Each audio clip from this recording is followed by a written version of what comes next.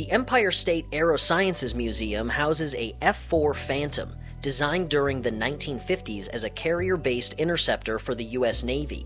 It subsequently evolved into one of the most powerful, versatile, and numerous American fighters since World War II, and served as the standard tactical fighter for the U.S. Navy, Air Force, and Marine Corps. The F-4 entered operational service with the U.S. Navy in 1961, and with the Air Force the following year. When production of the Phantom ended in 1979, over 5,000 had been built in a number of versions and supplied not only to U.S. forces, but the air arms of 10 foreign countries as well. With two General Electric J-79 turbojet engines, the F-4 became one of the most powerful and heaviest fighters of its day, able to achieve a maximum speed of nearly 1,500 miles per hour, Mach 2.2. The Phantom had a crew of 2, pilot and radar intercept officer, and featured an extensive avionics and radar suite. It was also very recognizable by its cranked outer wing and tailplane. For air superiority missions, the F-4 typically carried 4 AIM-7 Sparrow and 4 AIM-9 Sidewinder air-to-air missiles.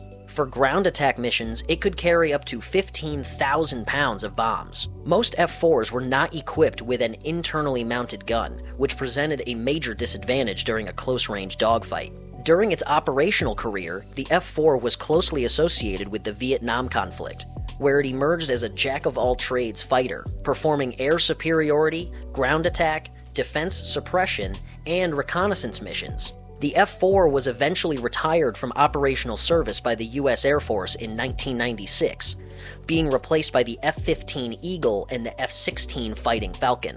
Apart from a small number used by the Air Force as pilotless target drones, the German Air Force is among the last users of this great plane. ESAM's F-4 is a D version, delivered to the U.S. Air Force in 1965. It served with a number of units, including the 8th Tactical Fighter Squadron and the 49th Tactical Fighter Wing, which was deployed to the Tak Lee Air Base in Thailand from its home base at Holloman Air Force Base, New Mexico during the Vietnam conflict. In 1972, during this deployment, it was flown by Lieutenant Stephen Kane, an ESAM volunteer who played an active role in restoring this great aircraft, and is dedicated to 2 other Air Force aviators who flew it during 1972, Captain Don Morris, a pilot, and Captain Hal Brown, a weapons system officer. Later in its career, it served with the New York Air National Guard at Niagara Falls International Airport. This aircraft is on loan from the National Museum of the United States Air Force.